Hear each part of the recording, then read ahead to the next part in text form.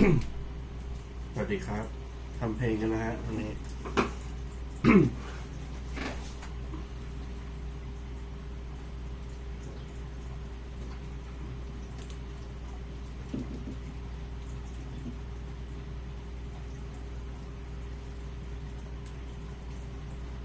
ไปแล้วนะครับซึ่งตอนนั้นดีผมก็ออกนะแล้วผมก็ไม่ได้เกี่ยวข้องอะไรกับกระบวนการคัดเลือกเขาจะเอาใครก็เขาก็มีหลักเกณฑ์ก็ว่ากันไปนะฮะเพราะฉะนั้นอันนี้ผมคิดว่าคือแต่ผมเข้าใจนะคือเอามาอำกันได้แล้วผมโอเคครับไม่เป็นไรหรอกนะครับแต่ผมก็ต้องบอกก่อนว่าเดี๋ยวมันไม่เกี่ยวกันจริงๆโอเคนะครับแต่อำกันโหเลยผมโดนมากกว่านี้กับเพื่อนผมนะเอาหน้าผมเนี่ยผมรู้จักด้วยเอาหน้าผมไปสวมชดาไปเป็นละครลิงเลียตีนอนุทินโอ้โหผมไม่เคยโกรธใครเลยผมเข้าใจหมดทุกคน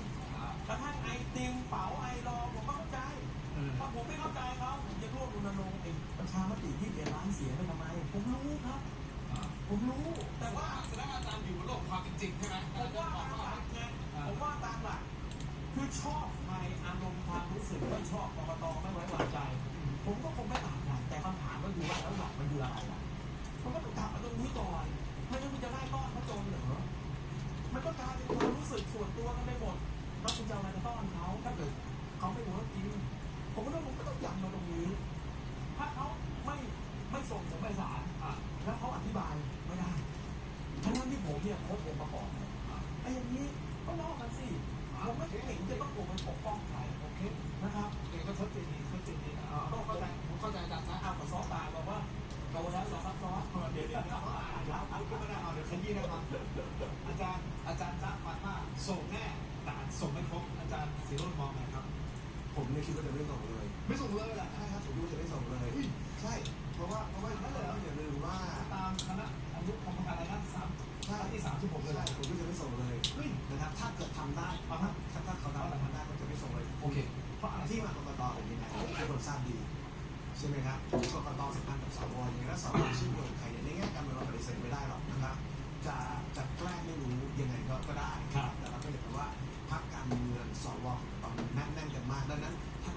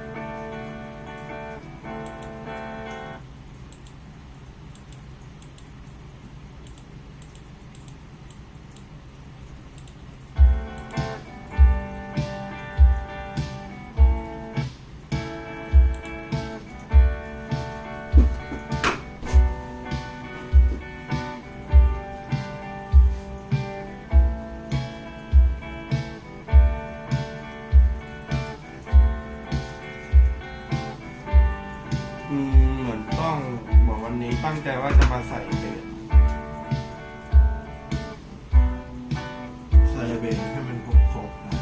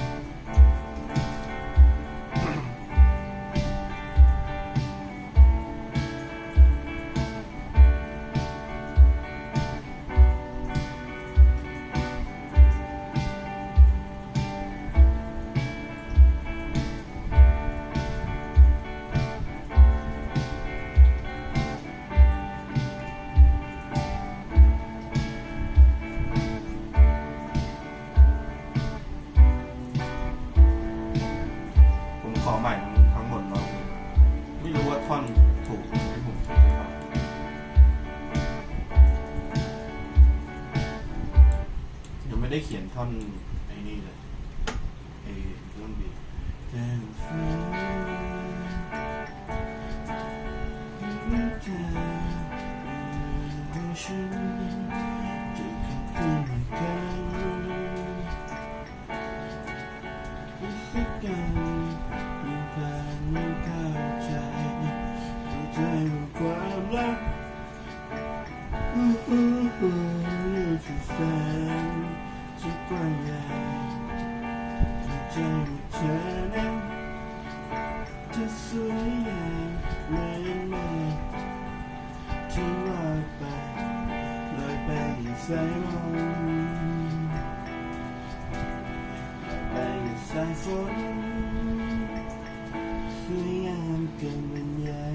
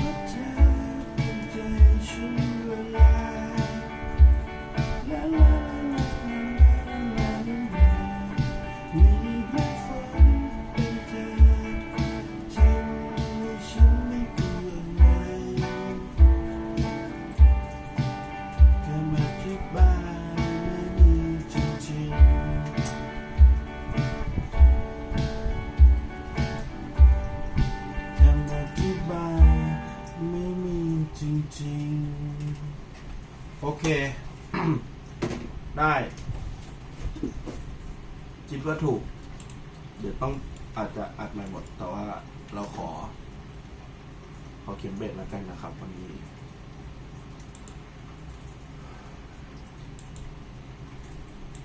กล่องก็เดี๋ยวค่อยแก้มันไม่ได้มันคือการเติมนิดเติมหน่อยอันนี้ percussion ใช่ไหมสตริงผมpercussion ผมอันนี้ปิ้นลงมาปิ้นแล้วเอาออกเลยจะเอา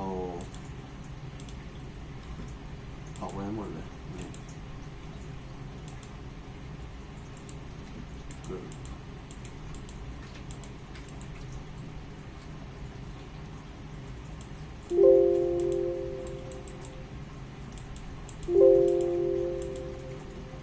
จาก ใส่เบสแบบตุยๆเหมือนกันนะ แต่ว่าเราเอาที่เรานี่ก่อนง่ายๆไปก่อนแล้วกัน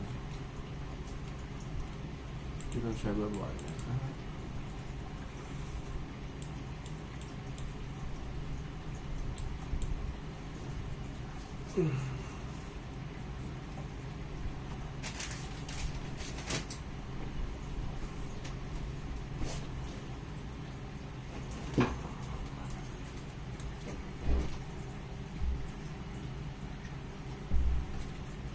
ผมขอ เดี๋ยวผมคิดนะหลังจากนี้ผมจะไม่ไลฟ์สดละเพราะว่าผมพบว่ามันมีปัญหา ไลฟ์สดปัญหาก็คือหนึ่งเหมือนว่าคุณภาพมันจะดรอปมันโพลาร์เน็ตมันไม่เสถียรนะภาพเสียงมันก็จะดรอปลงมันจะไม่นิ่ง เพราะว่าผมไม่ได้ใช้อินเทอร์เน็ตบ้านเนี่ยบางทีมันอาจจะมีสะดุดแล้วก็บางทีก็มีคนโทรมามีอะไรอย่างเงี้ยอีกอย่างเราก็ไม่มีคนดูอยู่แล้วด้วยดูสดๆอ่ะฉะนั้นผมก็จะบันทึกเก็บไว้แบบนี้ดีกว่าเผื่อว่าไปนั่งดูอะไรแบบนี้ฮะ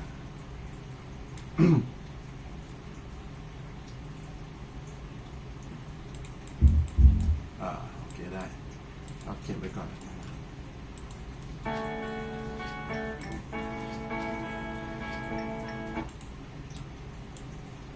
ผมก็จะสร้าง MIDI tag ขึ้นมานะครับเป็นเบสนะฮะ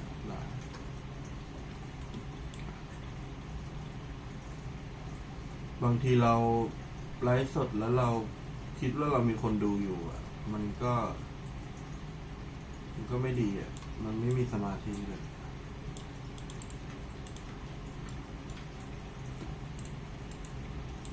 มีอะไรไปก่อน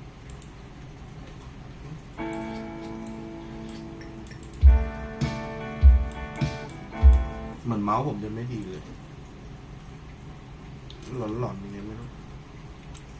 สะดุดหรือต้องเปลี่ยนฐานหรือเปล่าตื่นต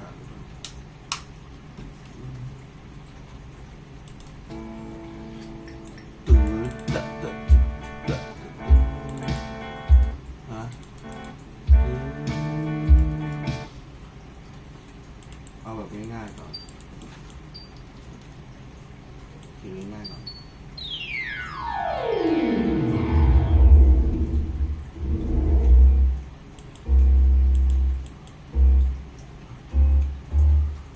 เราต้องไอ้นี่ก่อนสิต้องตั้งให้ตัวนี้มันไปโผล่ที่เบสก่อนทีนี้มันมีเสียงเป็นโน้ตอยู่ไปพอร์ต A นะฮะ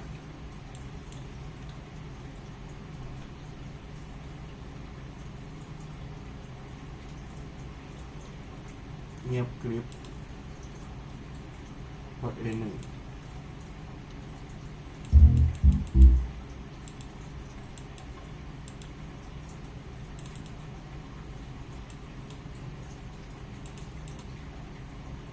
นี่มันไป A2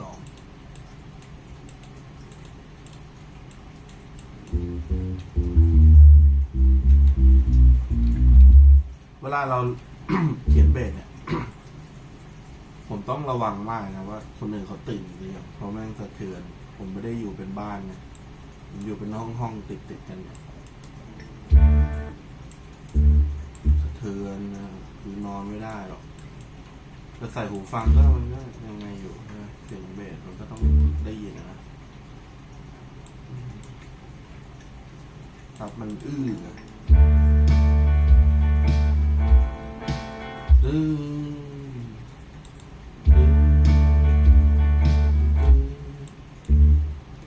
ละยาวเลย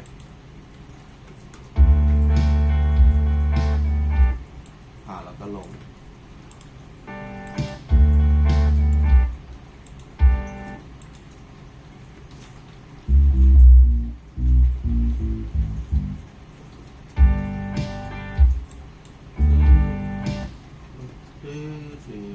ใช่ไหมลงนี่ไหม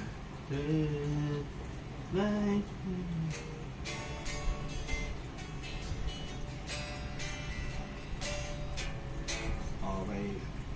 ลงไปท่องคอรัสเลยเบอร์เข้าไปเบอร์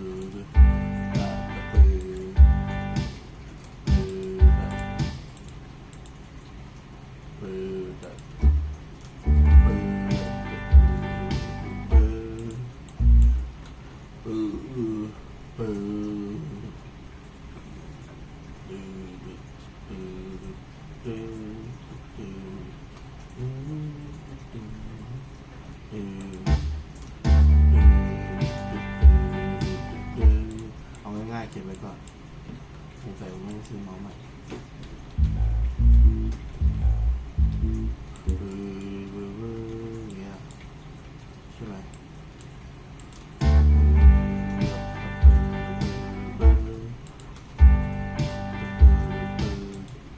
จำหน่อย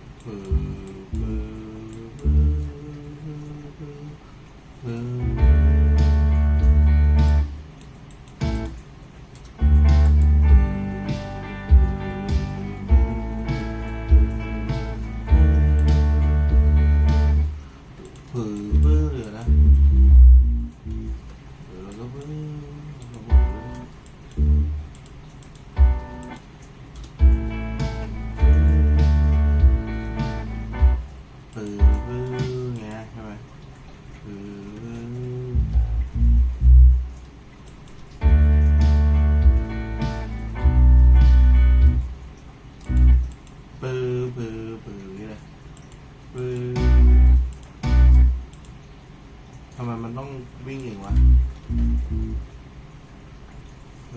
แล้วก็วนที่เดิมอย่างเงี้ย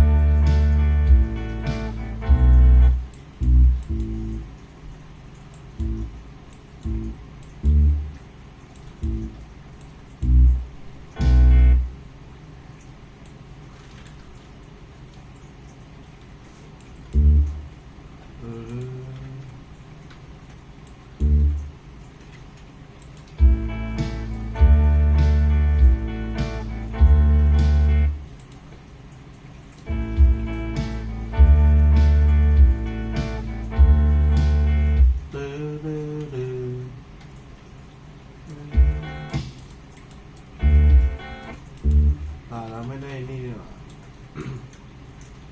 คอนไทยเนี่ยต้องเปิดไอ้นี่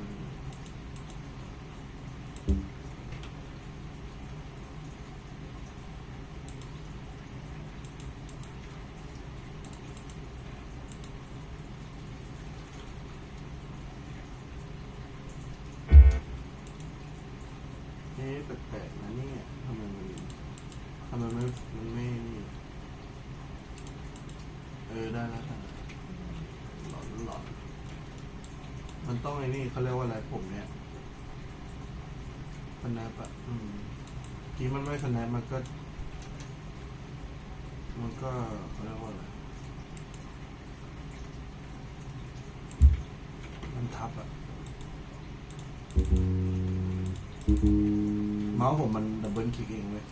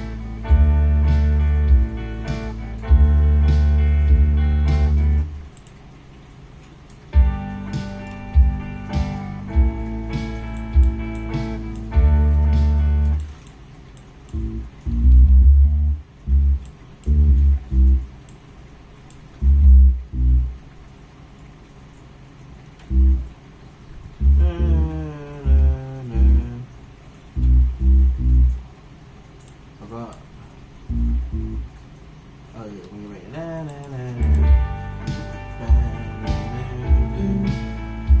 ที่มาได้ไงวันนี้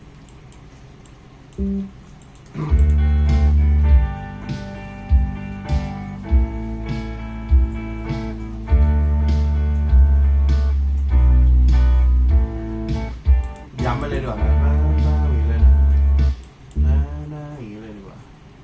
เป็นตัวดำอ่ะ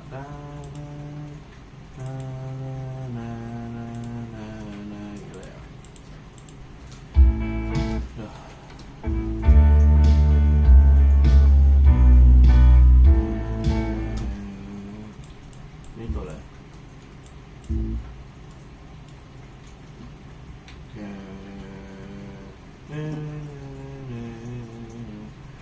ตัวเนี่ย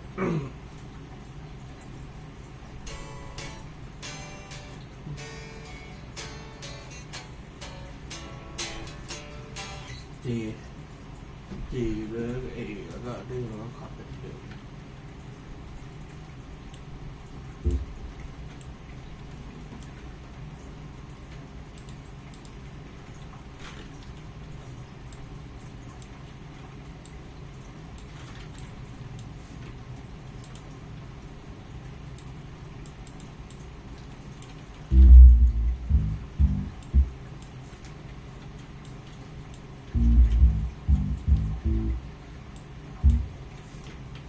ไม่ไหวเลยเมาส์โอ้ยทรมานเนาะ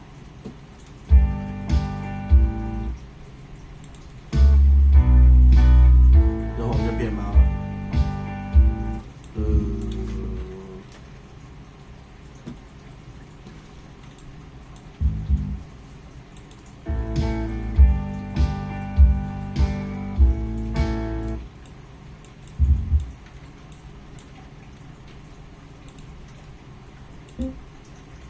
เดี๋ยวผมเปลี่ยนเมาส์สักครู่นะฮะ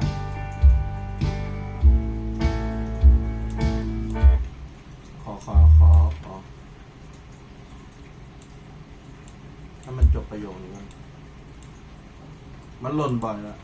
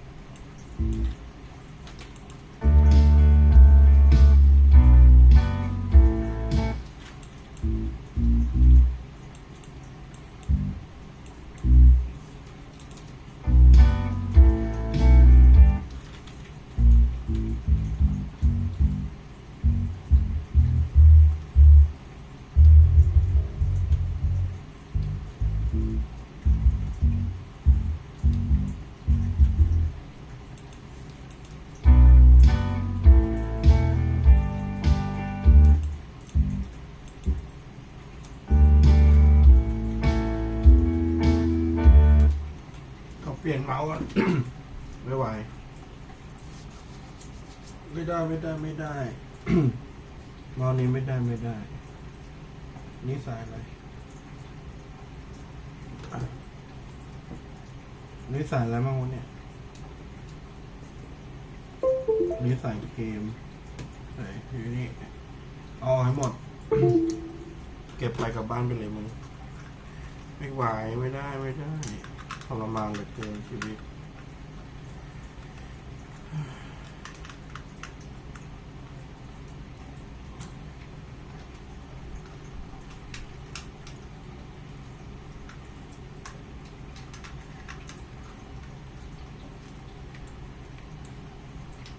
ไม่ใช่เหรอเก็บไปก่อน เรามีเมาส์อยู่คีย์บอร์ดเราก็มี อันนี้ก็ได้นะเปลี่ยนมันคู่กันนะต้องเอาออกไปเรื่องนี้ดีกว่ามั้งเนี่ย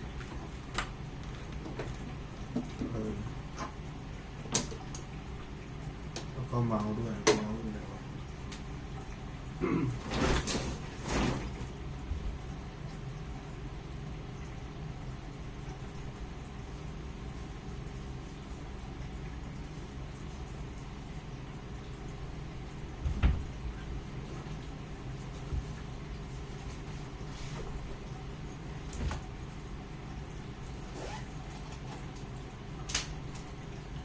ดีนะมีสำรองอยู่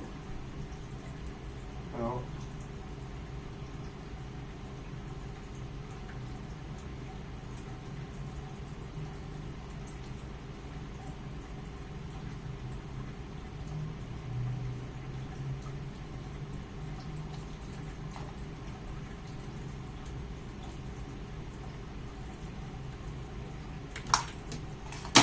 แต่มันจะเป็นสายไงมันจะเกะกะมาก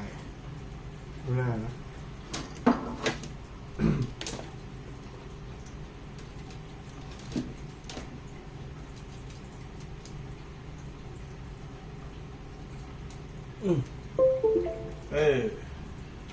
นี่เดี๋ยวนะ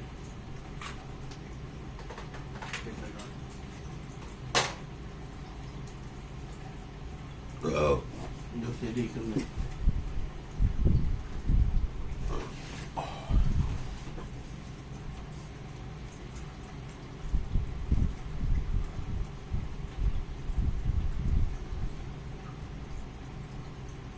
โอเคนะดีขึ้นนะเปลี่ยนคีย์บอร์ดใหม่ละเฮ้ยมีใครทักมาคุยกันนะครับ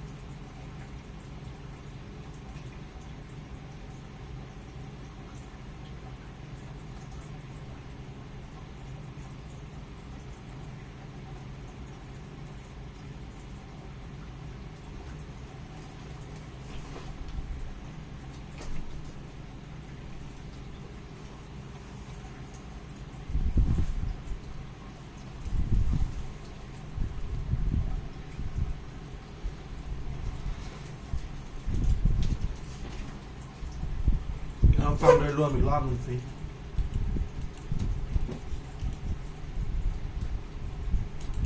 เอาผมเสียบเมาส์ไปแล้วทำไมเมาส์นิ่งไปเลย งานเข้แต่ไม่ได้ค้างนะแต่เมาส์ไม่ขยับ เจ็บไหมมาตรงรุ่นแล้วทีนี้ขอฟังทางเพลงนะฮะดีขึ้น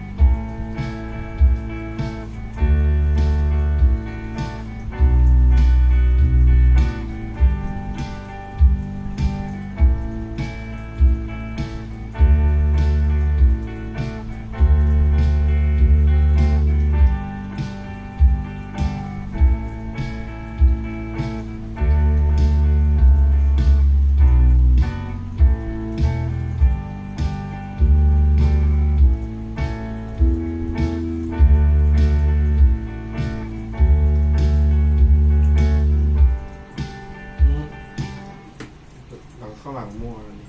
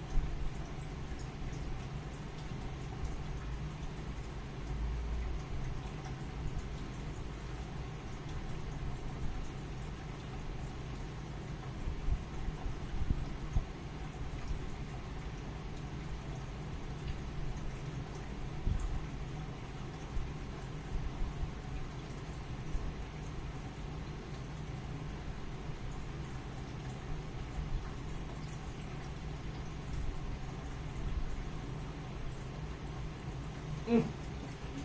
มาต่อดีกว่าถึงไหนแล้ว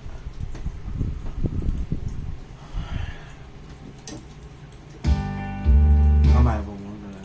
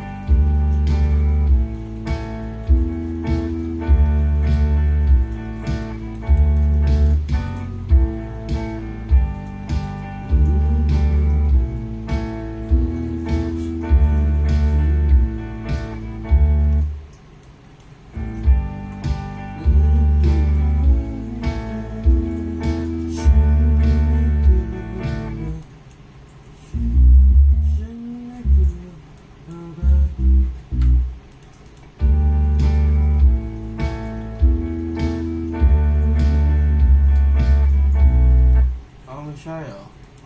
เอาไปดิงงหมดละ